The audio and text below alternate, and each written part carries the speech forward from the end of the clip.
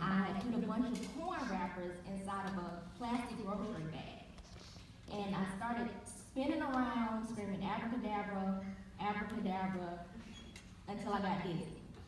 And then I stopped and I looked inside the bag and I saw that all of the corn wrappers were gone. So I looked around to see if they had fell out. I looked around the house until finally I found them scattered around the dining room floor. Now, until this day, I don't know if it was actually magic or if somebody was playing a trick on me or if I never even put the corn wrappers in the bag in the first place.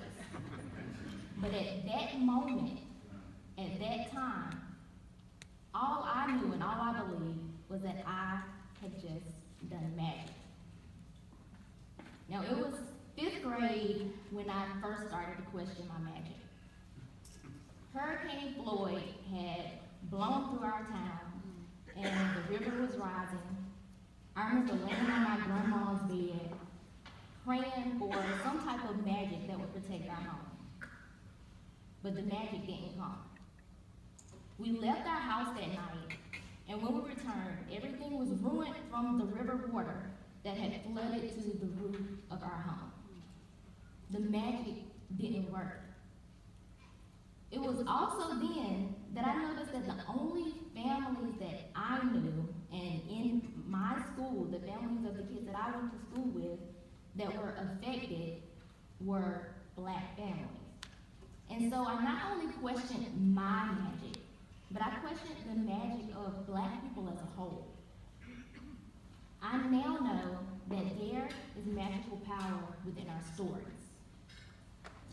We all develop our own feelings, starting at a very young age, about race, culture, and possibilities from the stories that we are told over and over again, whether it be by people, or from the media, or through the images that our own brains develop from our personal experiences.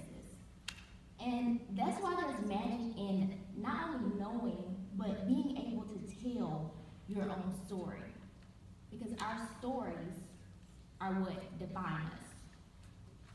If we don't tell our own stories, then people might believe that we don't want to work hard.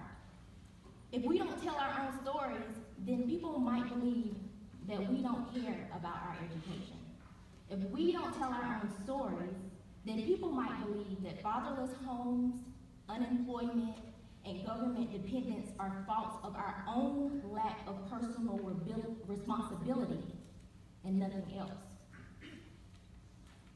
Think about it. We learned that although Black people represent around 13% of the population in the United States, they represent over 38% of the prison population. And other disparities, such as the ones that may be printed on the program or that you may read later. And instead of learning why these numbers exist, it is through these type of statistics and experiences and stories that we're all unconsciously taught or fed that Black people must be inherently more violent. They must be less trustworthy, and they must be less intelligent. And these are the implicit or hidden cultural biases that we learn and accept by way of the stories that are told to us and that affect the way that we perceive others as well as the way that we identify ourselves. And I speak on the perception of Black people because that is the identity and experience that I live in. And even for anyone that says, I don't believe that about Black people, but can't understand that the words Black Lives Matter do not mean that only Black lives matter, and that we're not using these examples of evident inequality as an excuse or to play victim. We are merely pointing out that these inequities continue to exist because we refuse to believe that it has anything to do with rules and structural systems, spoken and unspoken, written and unwritten, official and unofficial, rules and structural systems that were created to divide and oppress based on physical traits and false narratives, and not just class or circumstances. Rules and structural systems that have become limiting barriers for a people that no matter how much they build, earn, accumulate, or thrive, are still seen as less than when stripped of all accolades and accomplishments. And we have entire communities of people that fear it being taken away. Durham's Haiti community, burnt to the ground. Tulsa, torn apart by urban development. Richmond's Jackson Ward, Syracuse's 15th Ward, flooded and forgotten. Princeville. That's why there is also magic in listening to other people's stories. How we react to and perceive people is determined by the narratives that we repeatedly hear and the truths we deeply believe in based on our own individual perspectives and interpretations. When I first moved back to this area, at first I was stuck in the mindset that this is a place that would never see any major growth or change.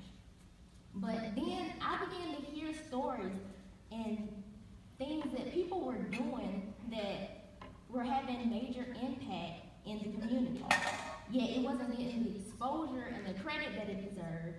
So that's when I started New Freedom Hill as a media production company to give leaders and organizations that positively impact our area the chance to tell their stories through inspiring videos, photography, design, art, and creative expression.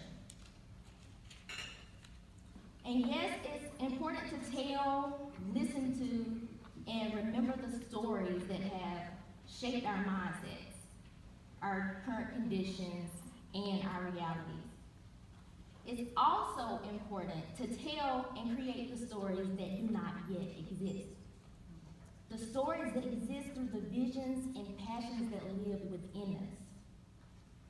Although as I grew older, my belief in magic grew dimmer, there's a quote that resonates with me by author J.K. Rowling that says, "We do not need magic to change the world. We carry all the power we need inside ourselves already. We have the power to imagine better." Right now, you may have an idea living inside of you that could ignite a positive change. Maybe you can't articulate it, maybe you don't think you're qualified to present your ideas, but the magic exists inside of the ideas that seem to be unbelievable, unachievable, and that exist within the depths of our imaginations. The magic is in creating new narratives that lead to transformations. So I encourage everyone to believe that the magic is within you and to share your stories. I encourage you all to listen to the stories of people that don't think like you, instead of assuming that you think you know what their stories consist of. I encourage you to invent the stories of a better future for us all. Imagine better and create change. Thank you.